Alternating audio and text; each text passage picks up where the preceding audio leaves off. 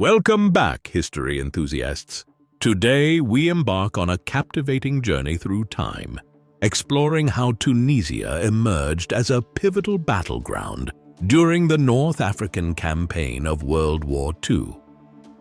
This is a story of strategy, sacrifice, and survival, where deserts became theaters of war and men turned into legends.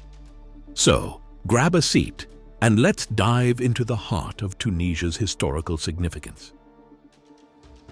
The stage was set in the late 1930s.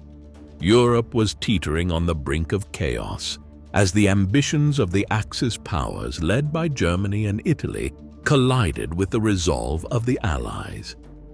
The North African campaign began as a struggle for control over vital supply routes, oil fields, and strategic territories.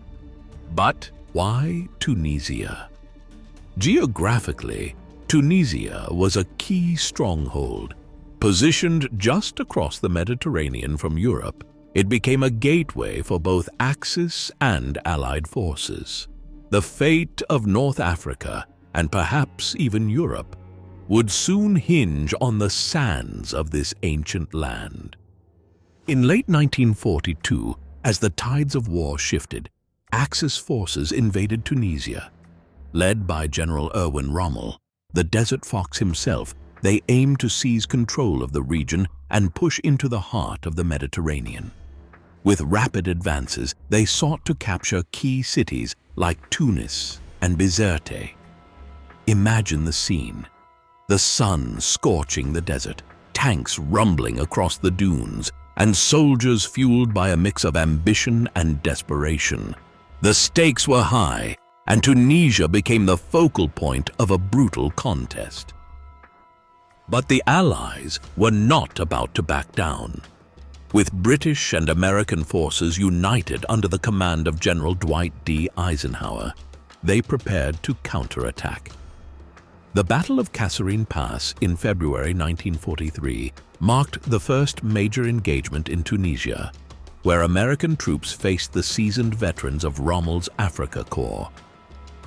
Picture this: a clash of titans amidst the unforgiving terrain of the Kasserine Pass, an engagement that would test the mettle of both sides. The Allies learned valuable lessons, and despite initial setbacks, they regrouped and fortified their strategies. As the campaign progressed, the Allies adapted. By April 1943, they launched Operation Vulcan, a coordinated offensive designed to encircle and destroy Axis forces.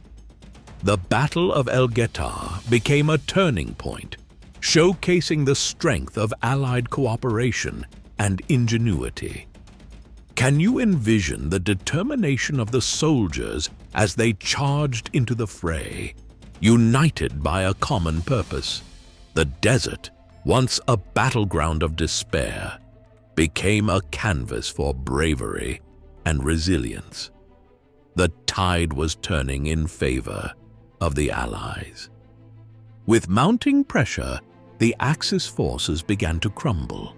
The battles of Tunis and Bizerte in May 1943 were the climax of the campaign. Picture the chaos: fierce gunfire, the sounds of battle echoing through the hills, and the relentless advance of Allied troops. Finally, on May 13, 1943, the Axis forces in Tunisia surrendered. Over 250,000 troops were captured, a staggering defeat that shifted the balance of power in North Africa and set the stage for the Allied invasion of Italy. The North African campaign in Tunisia was more than just a series of battles. It was a crucible that forged a new era in warfare. The lessons learned here would influence tactics in subsequent campaigns and highlighted the importance of joint operations among Allied forces. Today, we honor the brave souls who fought in this unforgiving land.